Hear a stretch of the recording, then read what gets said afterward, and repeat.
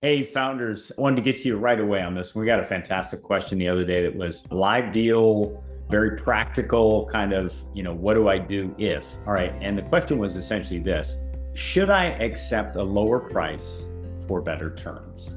Okay. Our maximum for negotiating deals, going to give away some really valuable intellectual property at Candor Advisors here, is seller's price, buyer's terms. Buyer's price, seller's terms. Overarching philosophy is if the buyer is willing to hit your valuation target, they get to take first crack at the terms. How much is cash in closing? Will there be earnouts? Do they want you to retain equity? Are they asking you to take a seller note or some other form of future compensation, performance-based compensation, proceeds that might be contingent on something else like performance?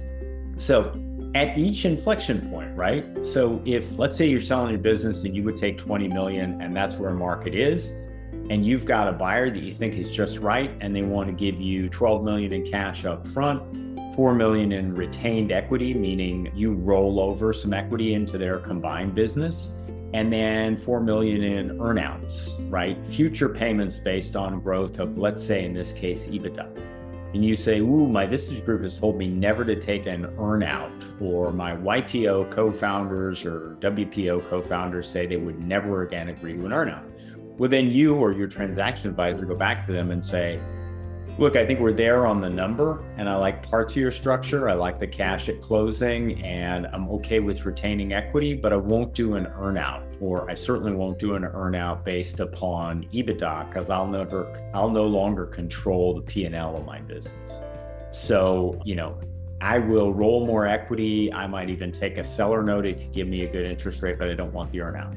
Then they have the choice of saying, okay, now we have a seller who is changing terms. We can either change price or we can agree to them as change on terms.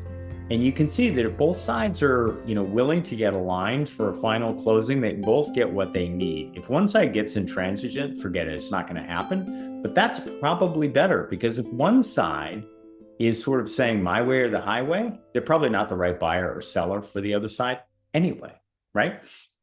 So coming back to the direct question, the answer is maybe, or as our friend Mark Fackler says, it depends, right? So, the right answer is if you've already done your capital sufficiency analysis to know what you need to get. Look, if they're offering you valuation below what you need, but structure that might get you there, that's a consideration, so maybe you take less for the right terms. If, on the other hand, they're offering you more than you need, but you don't love their terms, maybe you're willing to take, a little bit less to get the terms you're looking for. So between willing buyer and seller, structure can fix a lot of the valuation questions if they're not too far apart. But all of it comes down to what do you need and why are you selling? If you're clear on that, this stuff becomes a whole lot easier. So keep them coming. Love it. Thanks.